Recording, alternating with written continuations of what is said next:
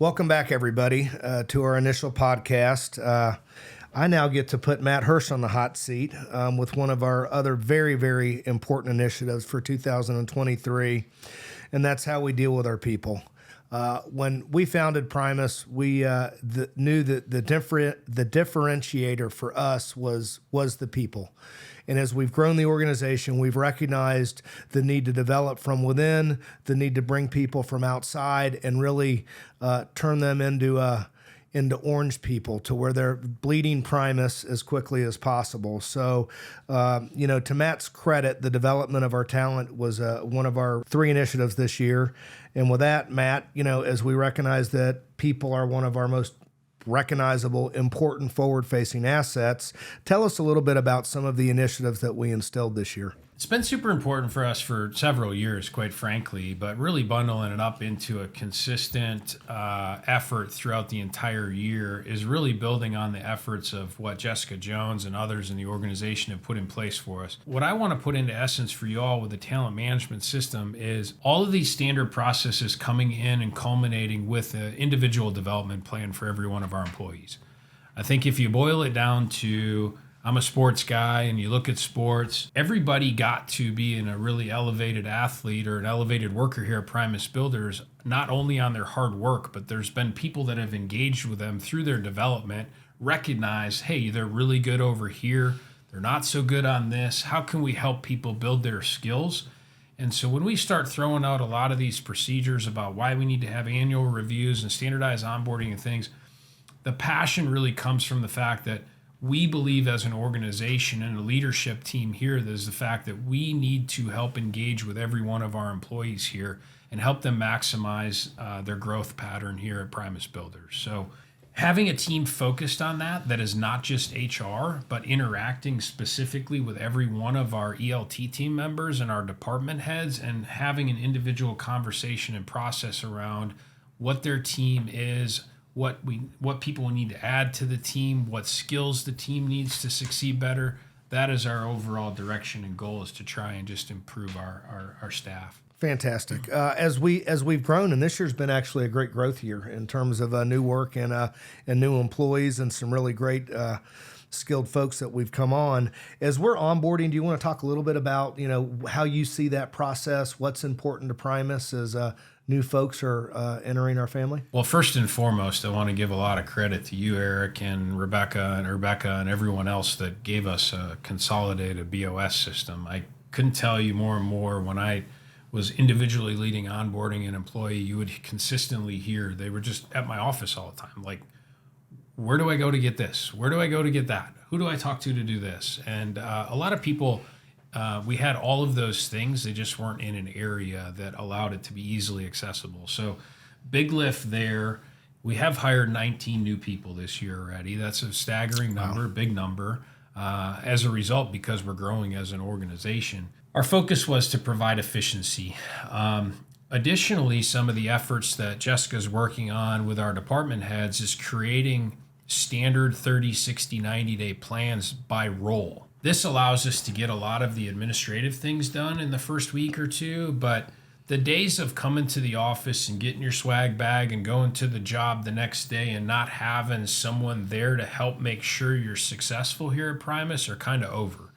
We believe the foundation of that is to go through by role, systematically put a checklist together, make sure we have different people in different departments help provide time and resources to train those individuals. We're not perfect, but it's going to be a lot better moving forward. And that process has been in place here for several months. What I like about it, though, is Jessica is spending time with each one of those department heads and going by role and saying, as a PM, what do I need to learn? And as an accountant with Matt Hott or Genevieve, what do I need to learn? And then we can start to build training material around that, whether it's in-person interaction with their manager, another department head, or a library of training things all focused on just getting the team up to speed. I like to call it a bit of a baseball card, and to where, you're assessing where improvements needed, where somebody's an all-star, and to put all of that information together. It's not so much that we're grading folks, but we're identifying where they can use guidance, where they can use help. And we encourage you out there that if you don't understand something, we're here to help, and we're deploying the resources for you guys to do that as well. So I would agree, Matt. In fact, I think some of our recent folks have said they were very complimentary of our onboarding process. And again, thanks to HR for working on that as well. Something else that's near and dear to both of us as we've developed our careers is career laddering. Can you talk a little bit about that? Yeah. At the end of the day, our number one goal is first off to provide opportunity for people to grow. Myself, coming here in 2007, have had an opportunity to grow throughout this organization. There's been many other success stories here. We could talk about Grayson Long, several of our field staff, panel individuals across the organization. Our desire is to reward you with opportunity to grow within this organization. It helps us grow. The biggest thing that we realized we needed some structure on is just because you do your job really well doesn't mean you're totally ready for the next job. And we need to identify what skills are necessary to succeed at the next level and have the ability to have a path. If you're an assistant project manager that wants to become a project manager, well, there's probably tasks that you haven't done before. So if you're on that path through your interaction with your department head or your manager and your mid-year review, let's talk about those things. Let's put a plan down, because it doesn't just happen overnight. You have to have opportunities to learn those skills. So career laddering provides us a structure where our teams are challenging ourselves to say, hey, what are the roles and responsibilities at each level? What are the skills necessary to succeed in those? And then let's use our library of training material to make sure that when you're stepping up to the next level or the next role, you're not learning on the job or by fire. You've had some practice before we ask you to do it for real. And I think, Matt, can you touch on some of the roles within the organization that we would call trainers? We all should be training every day, but I think there's really ultimately there's three really key roles in my opinion. First and foremost, our PX team. We've expanded it. We realized that we were falling short at times with just time availability between myself and Eric or whatever. If you got 9 or 10 jobs going on, we cannot provide the training and mentorship that we used to in years past. So compliments to the team for expanding our PX team. We're going to lean a lot on them to bring their wisdom and experience and help develop the next generation of project management teams there. I want to compliment our general superintendent staff for sure. Ron, Mark Cabanis Jr., and Sid Sapp. Your job is to make sure these guys have a place to call and ask and lean on your wisdom and help them through and grow and mentor. And we see great examples of us being able to promote people that have been under your mentorship for a few years and a few projects. And what used to take 7 years to learn it on your own, those individuals are helping you figure it out in 3 years or less. Sure. There's probably, I said 3. Well, touch a little bit, because I know this is near and dear to you, and they've certainly become a resource as we've grown the organization. Let's touch on our thermal division a little bit, and maybe some of the success stories that we've seen there. Yeah, I mean, we've had, obviously, there's no better way to learn a job site and what we do than get out on a job site and install and help be part of our team. There's been several instances where we've had our panel individuals. The energy and passion they bring to the quality of work is just hands down, bar none, best in the industry.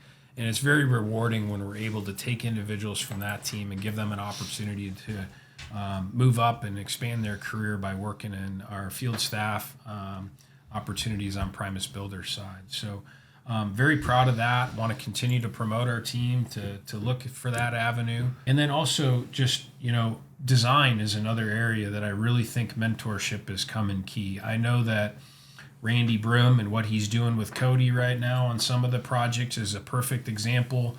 Mike Jones, Jeff Humanek, the whole team just use every opportunity to, hey, 10 years ago I had that same problem and here's how I solved it. May not be the only way to solve it. Be humble about that, but let's try to accelerate the learning curve by sharing knowledge and mentorship. That was great. I agree with all those. I think one of the things that you've shared here is that you're creating an individual program specific to the individual and the group they're with. Can you talk a little bit on what you're seeing the future of our solutions group doing? Well, ultimately, Randy Jennings, the leader who's been with us for several years here and helped us start that division and really embraced the vision for what we're trying to do there is provide solutions for our customers. We've brought Tom Coyne in to help lead that charge moving forward. Those of you who haven't met Tom, I'm sure you'll meet him soon enough, but great leader helping us bring some immense leadership there to replace Randy's big shoes. There's a perfect example about that development piece that Randy led charge with. Randy was one of the first to embrace our 9-block talent review process about 3 years ago and set out individual development plans for every individual on his team. I want to applaud his effort there, but he broke it down into very granular tasks of things, not only technical skills, but soft skills and things that his team needed to work on.